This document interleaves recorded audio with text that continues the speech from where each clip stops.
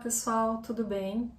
A aula de hoje inaugura um conjunto de 3 aulas nas quais nós vamos estudar a metodologia do ensino de filosofia e a produção filosófica no ensino médio, a partir da leitura de 3 capítulos deste livro aqui, Metodologia do Ensino de Filosofia, uma didática para o ensino médio, do professor Silvio Galo. O texto que nós vamos trabalhar na aula de hoje chama-se Ensino de Filosofia e Criação de Conceitos, Possibilidades Didáticas. Ele é, na verdade, o 4º capítulo desse livro e é com ele que nós vamos começar, então, esse bloco de 3 aulas em que vamos tratar desse tema. Então, esse capítulo, ele adentra naquela que é a questão central do livro, que é a seguinte, abro aspas, como fazer de um ensino de filosofia no ensino médio que não seja uma simples transmissão de informações, mas que seja algo da ordem de um exercício do pensamento conceitual. Então, é a partir dessa indagação que o autor vai apresentar não modelos, ele insiste nisso, não estou aqui a apresentar modelos, não é, rígidos a serem seguidos, mas possibilidades didáticas para viabilizar então um trabalho dessa natureza, né, considerando que a escolha de uma ou outra das alternativas que ele apresenta, dessas possibilidades, né, vai depender das escolhas do professor e das condições concretas que o professor encontra ou a professora em sala de aula com as suas turmas, com o seu grupo de alunos. Esse capítulo apresenta propostas de caminhos, né, metodológicos que não são estanques, elas na verdade são referenciais, são indicações de percurso, elas podem ser, né, adaptadas de acordo com as possibilidades e condições em cada contexto em que serão trabalhadas, né, podem ser adaptadas, transformadas e redirecionadas, né, segundo essas condições e realidades específicas, né, de trabalho de cada professor e turma.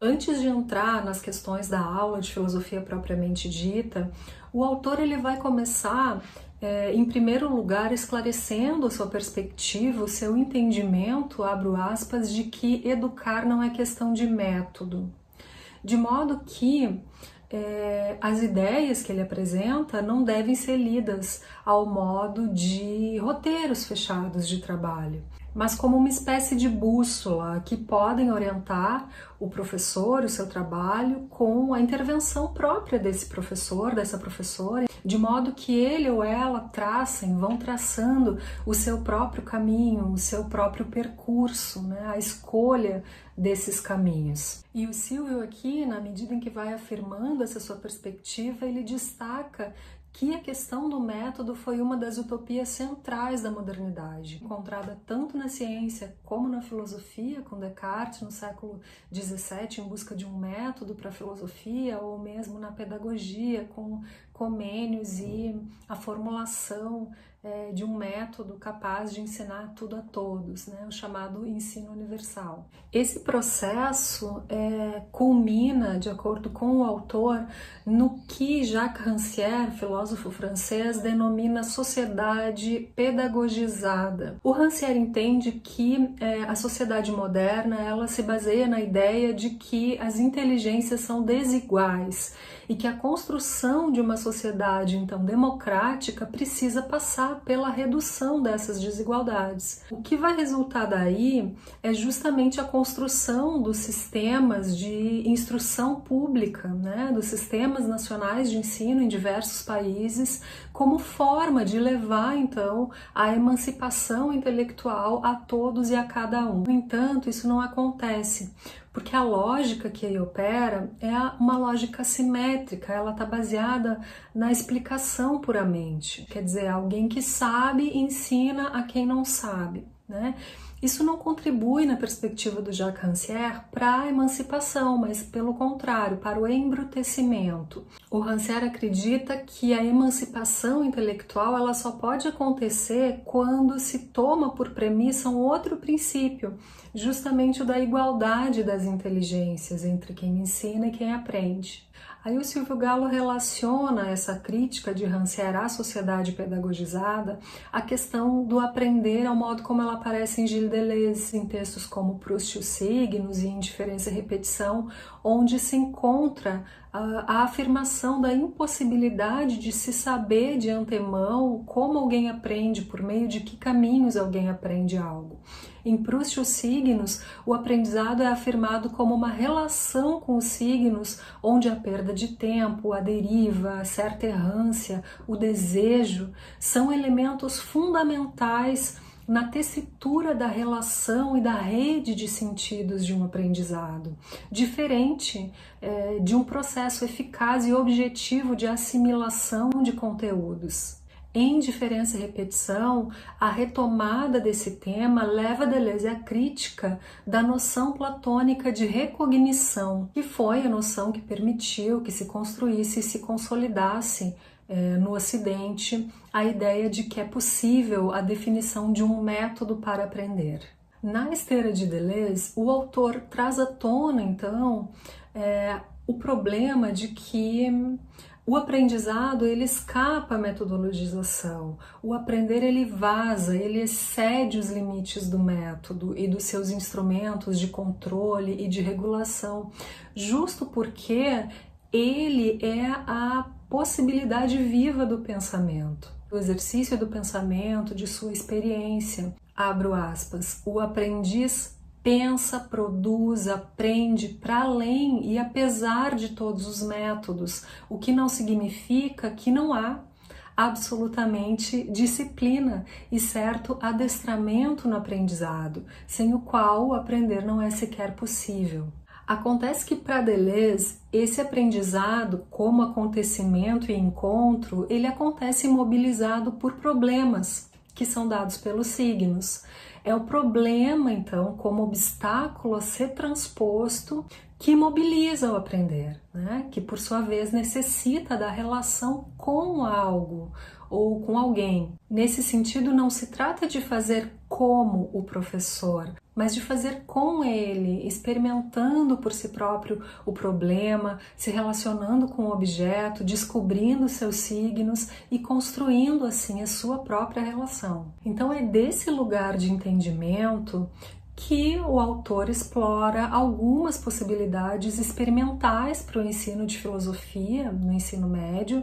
Ele nos oferece, né, desde esse lugar algumas pistas ou coordenadas, considerando o desejo e a possibilidade de que o aprendizado de filosofia seja significativo para a formação e para a vida, né, dos jovens estudantes, das jovens estudantes do ensino médio. Ele faz isso propondo a abertura do processo de ensinar que convida o estudante a aprender praticando, a aprender experimentando o pensamento de natureza filosófica. Então, a partir da caracterização da filosofia como atividade de criação de conceitos, na esteira, né, da perspectiva de Deleuze e Guattari, o Silvio Gallo, no seu texto, ele apresenta duas ideias de como materializar nessa perspectiva um ensino de filosofia no ensino médio. A primeira dessas perspectivas recupera um pouco algo que nós trabalhamos lá na nossa primeira aula de Oficina de Produção Filosófica 1, em que propõe então a aula de filosofia como oficina de conceitos, onde se parte, aqui no texto do Silvio Gallo, do problema filosófico para então experimentar o processo do pensamento conceitual aliado ao universo de produção de diferentes saberes científicos e da produção artística, em suas diferentes formas, linguagens, materialidades. Vale marcar, pessoal, que a preocupação aqui vai ao encontro de uma formação do indivíduo, né, como nós falávamos antes, não como um mero treinamento para uma formação profissional ou para o mundo. Aqui é fundamental que se garanta aos jovens um contato ativo com o instrumental conceitual da filosofia, independente se a metodologia de trabalho se dará utilizando ferramentas do diálogo, do debate, da reflexão. Essa é uma discussão posterior. O que importa, o Silvio Galo dirá aqui, é que os alunos façam, então, a experiência de lidar com a filosofia ao modo de uma experimentação na aula.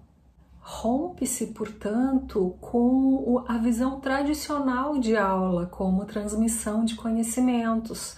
Pelo contrário, acolhe-se e se trabalha com a visão de uma aula ativa, de uma aula criadora, em que o estudante, a estudante tome contato com o sentimento de ignorância como abertura e possibilidade para fazer, então, o próprio percurso com outros filósofos, filosofias e saberes, com a diversidade das filosofias ao longo da história, pois é justamente aí que se constitui matéria, né, a matéria da produção filosófica desses jovens estudantes. Toda essa diversidade, no entanto, ela precisa ser aglutinada de algum modo. E o Silvio Galo propõe que esse elemento aglutinador ele se dê por problemas. Então o professor irá selecionar alguns problemas filosóficos, de preferência problemas que tenham uma significação existencial para os seus alunos, para os seus grupos de alunos. Em torno, né, desses problemas será possível trabalhar com temas filosóficos, com a história da filosofia, com diferentes filósofos, os seus textos e os conceitos como um instrumental mesmo para compreender os problemas, né, trabalhados, abordados, criados e criar então, recriar conceitos ou mesmo criar, né, novos conceitos que sejam interessantes naquele contexto e talvez inclusive para além dele. Então, pessoal, na contramão, né, da pressa hipermoderna e do regime da opinião, o trabalho conceitual ele requer tempo e paciência, né? É necessário, nesse sentido, que a escola seja, portanto, né, uma espécie de peça de resistência em favor de uma pedagogia do conceito, de um aprendizado em torno do ato criativo de um conceito como um exercício de paciência. E para isso o autor propõe uma trilha, né, articulada em torno de 4 momentos didáticos. Uma etapa de sensibilização, ou seja, um primeiro momento que suscita uma abertura do estudante para o tema do trabalho, que vai despertar o interesse desse estudante. E para isso se pode contar com diferentes recursos, né? Com recurso a peças artísticas diversas, como são citadas pelo autor, músicas, poemas, contos, filmes, quadros, enfim, os recursos, né, são muitos e diversos. Um segundo momento que seria então a etapa de problematização, onde se transforma o tema em problema propriamente, para o qual buscar soluções mediante o pensamento crítico, considerando diferentes aspectos e perspectivas. Uma etapa de investigação, em que se revisita nessa etapa a história da filosofia e nela se buscam elementos que permitam, né, pensar o problema e a solução do problema. A história da filosofia é tomada também aqui nesse sentido como recurso necessário para pensar o nosso próprio tempo, os nossos próprios problemas. E finalmente uma etapa de conceituação, onde se recriam os conceitos encontrados, né? Os conceitos são atualizados, os problemas também já são diferentes, né, do contexto em que os conceitos foram criados, ou mesmo se criam novos conceitos que permitam, então, iluminar diferentemente o problema. Uma outra possibilidade para um ensino ativo de filosofia na educação média, que convide os estudantes a experimentarem por si mesmos o movimento do pensamento filosófico, consiste em fazer o caminho inverso a essa primeira possibilidade, Ou seja, ao invés de partir da experiência sensível do problema em direção ao trabalho racional do conceito, começa-se com o conceito e se faz o sentido inverso de sua criação para compreender o problema que motivou a sua produção. Trata-se do que o autor designa como método regressivo, mediante o qual os estudantes se habilitam, eles próprios, a fazer o movimento de pensamento e criação filosóficos ao percorrerem os movimentos de pensamento e criação dos filósofos, né, e com eles. Nesse sentido, com o ensino de filosofia nessa perspectiva, o pensamento ele é forçado a pensar no encontro com algo, ele se engendra no próprio pensar. E aqui o autor se põe em diálogo com Deleuze, recuperando nesse autor o rastro da filosofia da juventude de Nietzsche, onde, por exemplo, no texto Acerca da Verdade e da Mentira, no sentido extramoral, é afirmada a historicidade do conhecimento e da verdade como construções humanas, ambas invenções humanas. Tudo isso para dizer, abro aspas, que o pensamento ele não é necessário no sentido de natural, mas produzido, fabricado, inventado, fecho aspas, tendo como motor o problema como um encontro sensível. Então, na perspectiva de Deleuze e Guattari, todo conceito provém de um problema ou de um conjunto de problemas.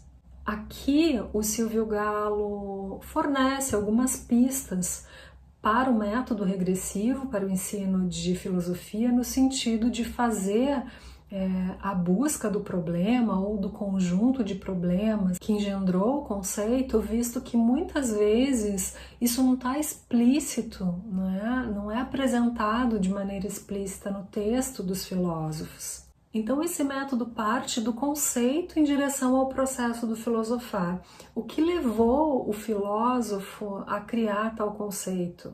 Justo, portanto, o contrário do método anterior apresentado como também possível pelo autor. Finalizando, então, as pistas capazes de abrir caminho a uma experiência do pensamento filosófico na educação média consistem em 1.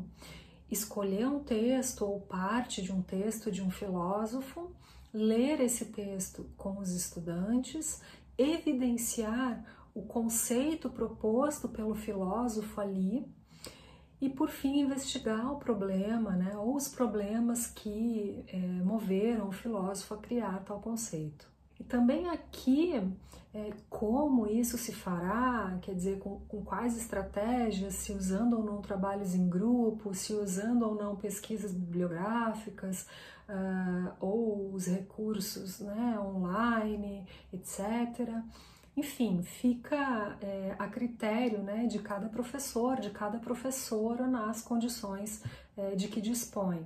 Mas, num ou noutro caso, numa ou noutra das possibilidades apresentadas pelo autor no texto, para um ensino de filosofia ativo como convite ao aprendizado, é preciso dar abertura ao encontro dos problemas próprios, dar abertura ao encontro dos estudantes com os próprios problemas, fornecendo as ferramentas conceituais da filosofia e que podem ser utilizadas para a experimentação e a construção do pensamento próprio. Bom, pessoal, por hoje ficamos por aqui. Fica a orientação da leitura aprofundada do texto e dos exemplos didáticos que ele apresenta, que por uma questão de tempo e de espaço nós não abrimos aqui nessa exposição.